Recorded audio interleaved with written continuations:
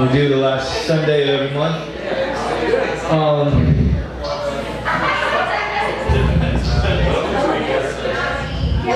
I had a better monologue, but it was kind of a bummer. I don't want to do it because everybody's smiling so much. I have some really good guests tonight. I have two great guests, two illustrious guests. They are Roxanne Qualls, who you know from politics, and Jean-Francois, who you know from Waffle.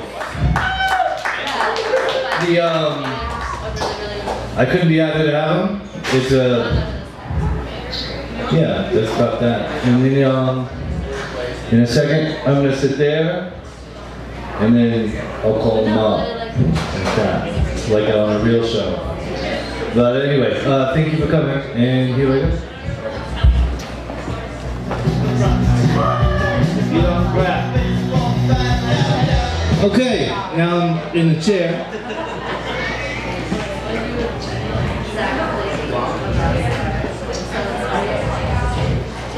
You know my first guest from politics. Her name is Roxanne Qualls, and she is probably going to be your next mayor. So please, a round of applause.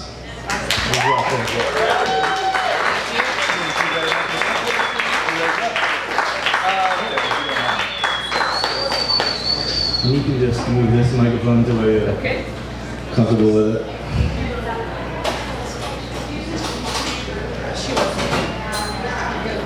How are you? I'm well, thank you. Well, I'm good. In doing my research for this today, I got pretty bummed out because I'm a man on the cusp of 40 who's never really accomplished anything, like, at all. And to read over your list of achievements, it just goes on and on and on and on. And you seem to have really gotten a lot out of life. I tried really hard. I'm not going to list your achievements because it's a bummer to me. You were mayor at the time you were 40. Yes. Yeah. Not me. So, word is you're running for mayor again. Yes. Who else is running? Well, there are a couple of guys running. John Cranley is one, and Jim Burns is another. I don't know that. What was the other guy? Jim Burns. B-E-R-N-S. Jim Burns. There was a guy in Highlander named Jim Burns. And they kept making excuses for him to play blues guitar. Did you watch Highlander? Yeah. The one with Adrian Paul, the series? Yes. Oh my God, so good. Well, I know. This is that. Do you remember when Duncan stopped living in the loft and went to live on the barge? Mm-hmm. Yes. That was the best. When he lived on the barge, I didn't know you could just live on one.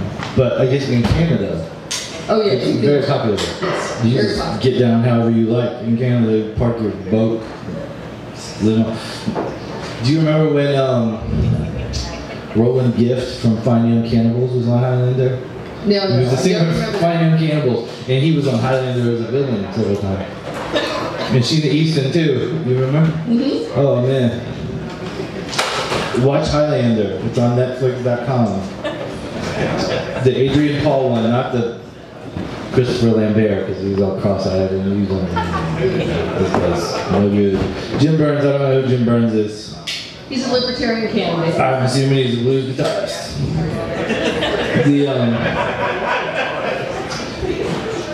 The Cranley guy.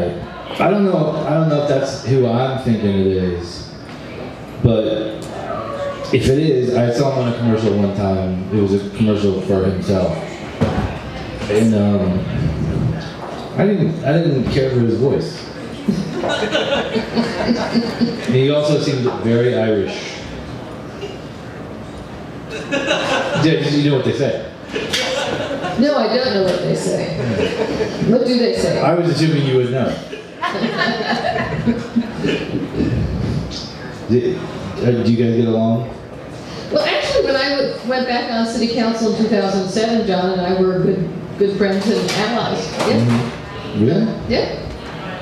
But now He's smart, he's energetic, he's ambitious. How old is that guy? He was like 22. No, like 36 or something. Yeah. He's Irish though, right? Well, I never actually looked into his pedigree. Did he own a bar at some point? No.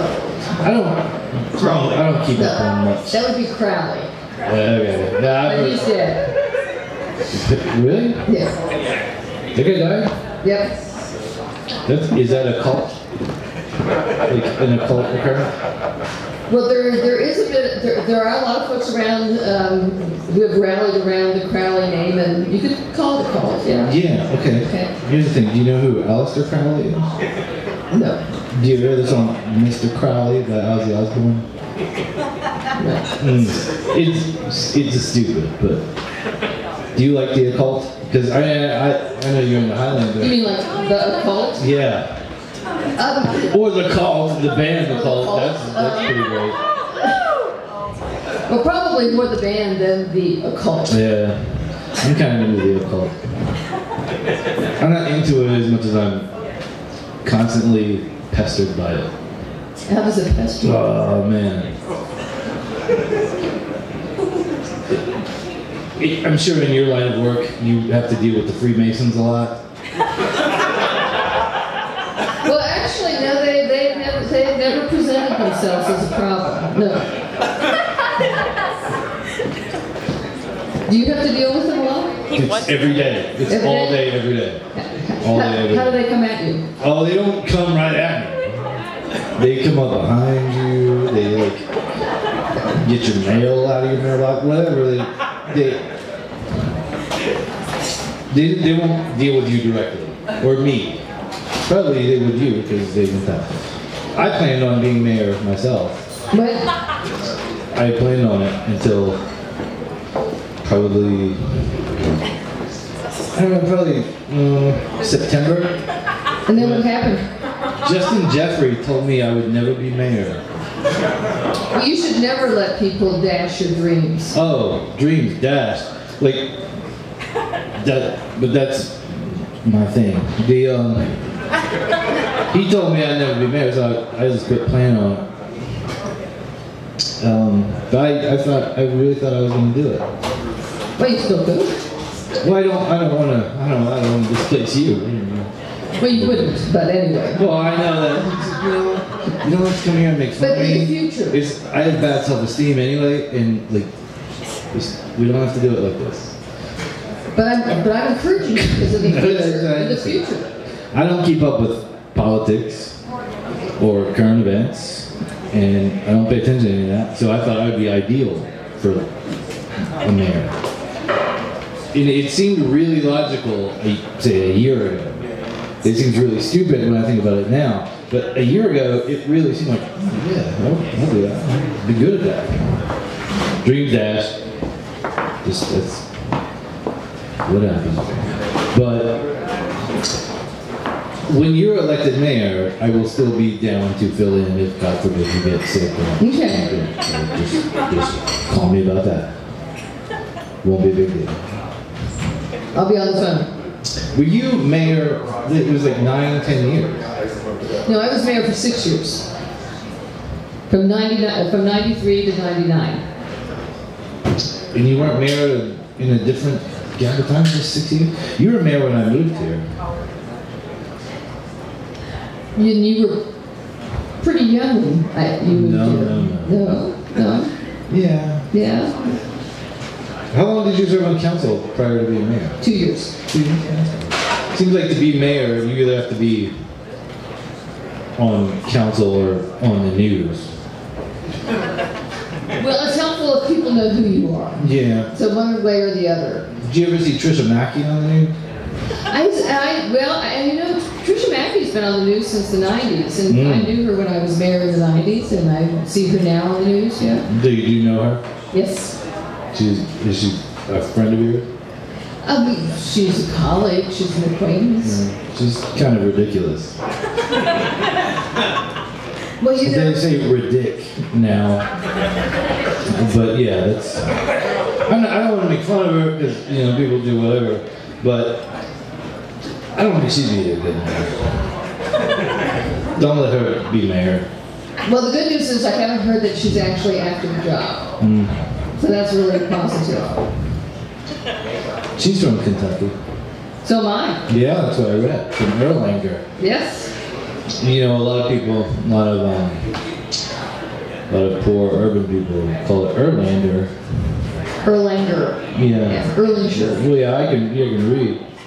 But a lot of people can't read, and they think it's Erlander, which always makes me think of Highlander.